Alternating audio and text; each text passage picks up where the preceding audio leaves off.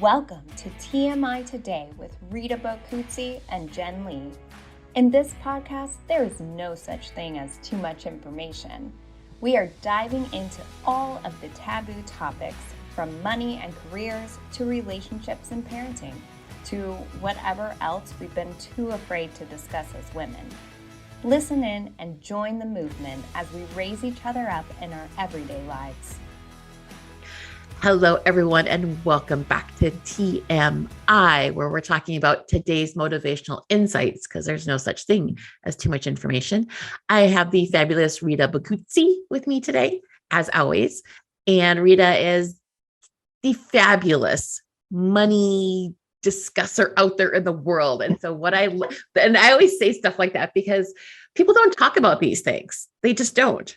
And our topic for today is actually talking about how you value yourself when it comes to money and the free to charging what you're worth mindset. So, Rita, what do you think about that topic? Is it all about the money? I love it. I think about it all the time, actually. So it's this free to fee mindset that we have. And how does it all work together? And I love the fact that, you and I, we're going to talk about the taboo talk part of it, the misconceptions, the myths, the excuses we're making, and how that all works so that when we're aware, right, it's about awareness, then we get to I'm going to do my little A thing. We have the awareness, we get to acknowledge where we're at, and then we get to choose what attitude we're going to have around it. And we're going to talk a little bit about that. And then the action steps that we take. So those are like some of the tips that we'll give at the end. So stick around throughout the podcast because they'll probably be interwoven. Because for you and I mean, it's so beautiful when you get together with other women or community or groups that are totally cool about talking about money. And I say women specifically, not to exclude the men. But actually, even last night, I sometimes meet with couples and it's cute. This particular couple gets along around their money discussions, which is not a common thing. I'll tell you, but they're all about compromise and cohesion, which if you can start with that kind of intention, then it leads to, as you all know, because you get where it's all disjointed and you get to put it back together. Jen is the magic maker of fixing these types of, I'm going to say it's mending the mindsets. Get people molded back together. And, it's not all about the money. It's just not. No, it's not. But people tend to find their worth and their value in how they think about money, and they don't realize they're doing it. And so I think that's like leading into our misconceptions is, what are you focusing on when it comes to money, and how do you think about money? And so how do you, what is your perception, and where's it coming from? Is it coming from a story from, mom, dad, grandma, a bad event that you encountered that might have been a one-time thing? Where is it coming from? So a really interesting exercise to do when you think about money is, what's the first word that pops into your head when you think about the word money? Ooh. So that's always magnificence. And when we're talking about mindset, yes, I do get a little woo with this, but the first word you think of, is it a positive or a negative word? And you'd be surprised how many people come back with their first word when you say the word money is dirty or corrupt, or it's a negative word. And it really does affect how you attract money then into your life. 100%. And I was just thinking, gosh, a lot of times when I ask people the first word, they're like, well, can it be a phrase like, I don't have any? I'm like, what? It's like, what? No, a word. So if you're doing that to yourself, don't do that to yourself. What is the word, right? So yes, dirty. And I was sharing with you earlier how a friend of mine was at her friend's house, and she went to use the restroom, and she's washing her hands, and next to the soap is a lotion, and the lotion is labeled filthy rich. Like, I don't want to use a lotion that says filthy. What's coming out of it? Well, like, you got to think, if your mind's doing that too, what's coming out of your mouth? Mm-hmm. We know the words are our world, right? Mm-hmm. And in our heads, yes, more negative thoughts do come out, and we do get to evaluate them because you're hearing them before they ever exit your mouth. And then when you put them out into the world, it's kind of like this declaration of what you don't want, right? Yeah. And I see a lot of this with women in professional services too, where they give away so much of their time for free because they're afraid. Their misconception is that they have to do a free consult or a free discussion. And I see it guilty, I see it pour over then because and because it's so much easier to give away free because people will buy free, right? People will, because it doesn't cost them anything. So it's easier to give away free. You know what? And there's a lot of things around that. I was going to say there's a few, but there's a lot. So this has been a process for me personally. And I always like to share genuine and authentically because I know we all learn from each other. So I actually had a coach that was teaching me NLP, hypnotherapy, to help me break through these things, these patterns that I didn't even realize that I had. And he would be like, "Oh, Rita, you always want people to like you." He goes, "You're like Sally Field when she was like, she got her award." And I know I'm dating myself for you youngins out there, but look her up. And she gets this award and she says, "Oh, they like me. They really like me. They really, really, really like me." Okay. And I think we all want to be liked, and we all want to be loved, and we all want to be validated. But the better way to validate yourself is really charging what you're worth, right? What your value is, right? I'm going to say the wealth is in your worth. Exactly. I like that. Right? That just came to me. We come up with all these fun little insights on here, but yes, the wealth is That's really in your worth. Of TMI. It's these insights. Yeah. And if we can, if you can start maybe even saying a mantra or an affirmation, that my wealth is in my worth, and I share my worth with people. I'm going to tell you one other lesson that came up to me, because I've had some pretty hard coaches over the years. Apparently. Another one, it takes an army to get this girl on track. Okay. Yeah. So some of them, was like, literally this coach said to me, "How dare you? How dare you rob people of your value? How dare you not charge them what not only you're worth, but they're worth investing in themselves?" Yep. I cried after I heard that. I mean, it brings me to tears now. So what are you holding out on, right? Yeah, but it's so hard because we get into these myths about talking about money is such a taboo topic. Like, you don't have any direction on how to do that or where to go with it. So we end up taking this easy path because then we don't have to talk about it. So what I liked is where you started is like, we get to transform that first thought. Yeah. That first word, because we're in control and we get to choose, we get to decide. And it's also to acknowledge that it's perfectly normal for that to happen. Yeah, totally. Right? I mean, for me, that's a daily practice. There will be things that you come up against no one said life was going to be easy, right? That may be cliche, but it's truth.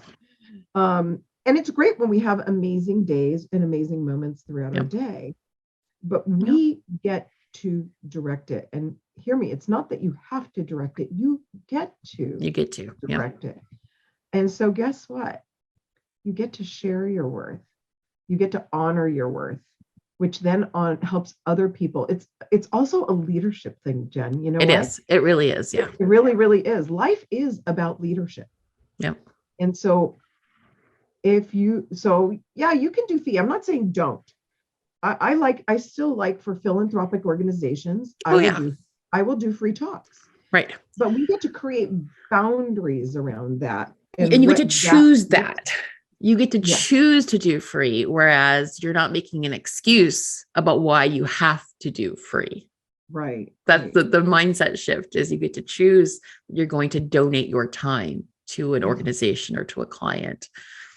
So, and I think, the level of commitment. So I think we get to be careful with, these myths out there. In order to make money, we have to spend money, or in order to make money, we have to pay or invest in ways where we're charged fees and right. things like that. That's not the only way. That is a way, but is it the right way for you? Yeah. Or is it the only way you've ever heard of? Yeah. So another tip is explore the ways you can make money, right? Yes. Without paying money, like 10 ways. And if you want, I learned this from another coach. Wealthy people create money with ideas. Yes.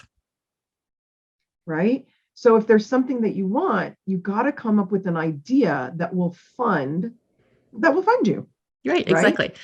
And a lot of it comes, and I tell people all the time that I'm working with that want to, start charging for things and that find a problem that you solve and then work towards that idea. Like, what's the value you're providing to the client? What are they getting out of it? And not just, oh, I'm going to give you advice, because there's no value in your advice unless it solves a problem that they have. I love it. You have to focus on that. Came up two more ideas. Okay, good. One is free and one is fee. Yeah. Because I could just hear the voices, right? I'm not good at anything. Yeah. I don't have any strengths.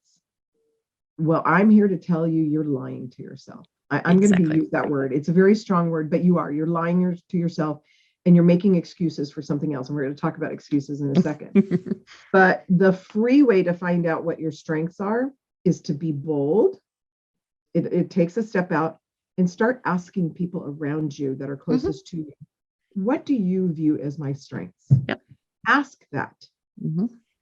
The fee way is you could take a Myers-Briggs or a DISC test if you want to get into that. Right. For me, it was, and it's so funny. Sometimes the indicators are there and we just don't see them. I may have mentioned on a prior podcast where I used to get in trouble at school all the time for talking too much. And my mom still has the report cards in her dresser. It says Rita talks too much. Yeah, Rita, nice girl, but talks too much, right? And who knew that would be my strength? That's a strength. Yeah, it's a strength. It was a pain in the took us. Yes, they say the same thing about my 6-year-old. My 6-year-old still gets that. She talks too much. I'm like, no, she's fine. She's fine. So sometimes, because of the context of where it was at that time, I looked at it as not a value. And it's true. Like I said, that was tough for the teachers. There's time and place, but yes. Time and place for everything, yes. But in the future, speaking was my strength. And when I started talking, most people rather die than speak at the front of the room. And you had a blast. Although I'm here to say, I'm still here. Yeah. I felt that way. I thought I would die. I'd be really, really nervous. But we get to stretch ourselves and we get to grow. And we get to explore. So there's nothing wrong with exploring and it not maybe being the right thing. And not working out. You just check one thing off the list and you know that that's not for you. And well, something you just said a few minutes ago about asking those around you, the freeway, or you can take the Myers-Briggs or a DISC or something like that. What I have found is asking those around you sometimes is a better, because when you take those tests, you are self-selecting what you think of yourself sometimes.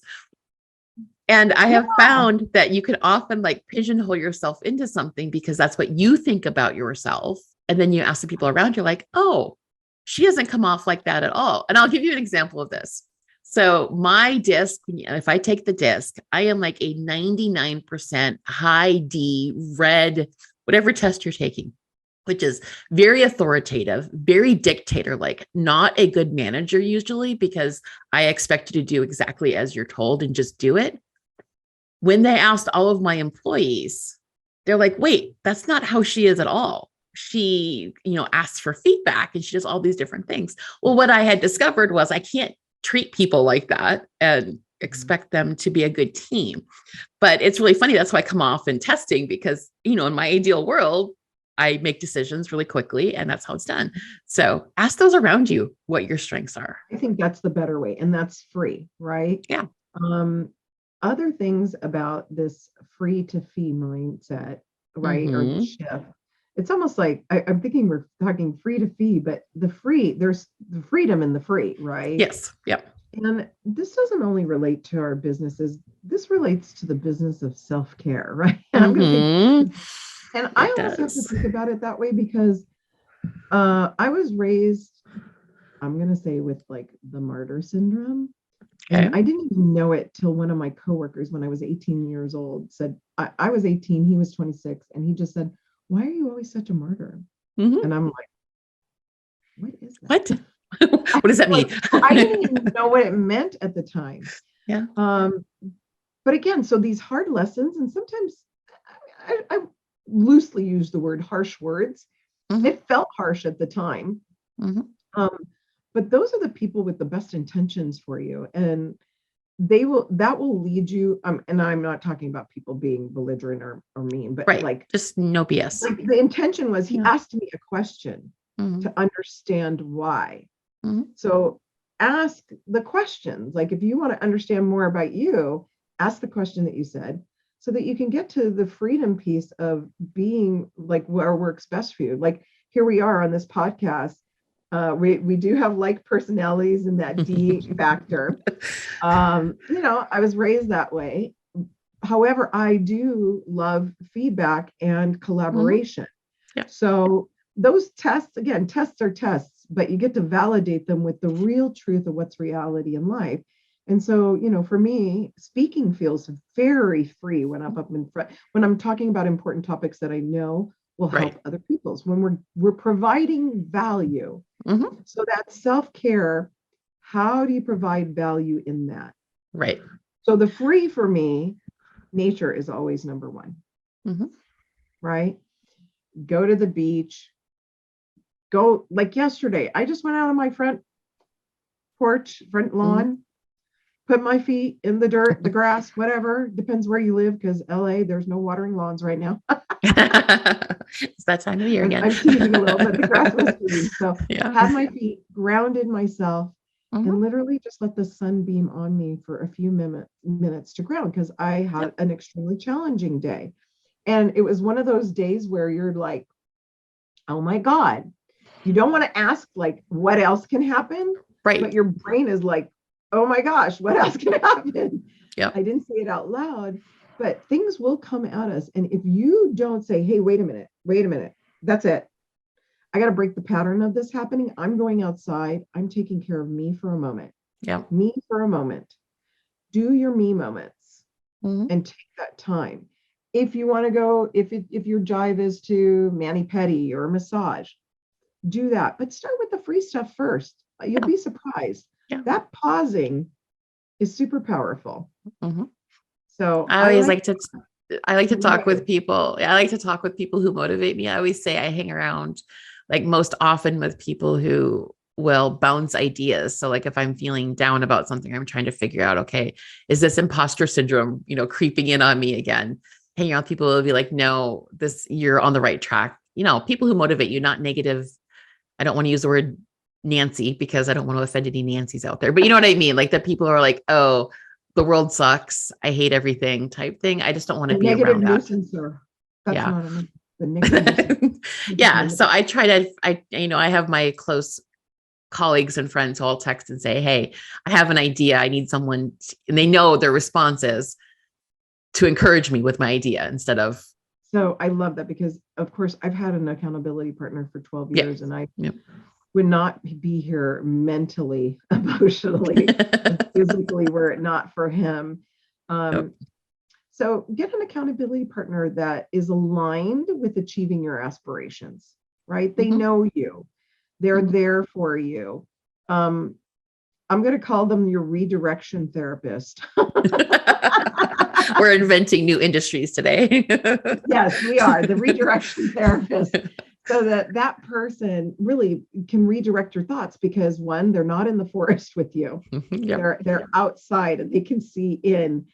And it's so funny because again, he always apologizes. I'm sorry, I'm being harsh with my words for you. But apparently that's what Rita needs for redirection. And that's okay, because I don't take them personally. Yeah.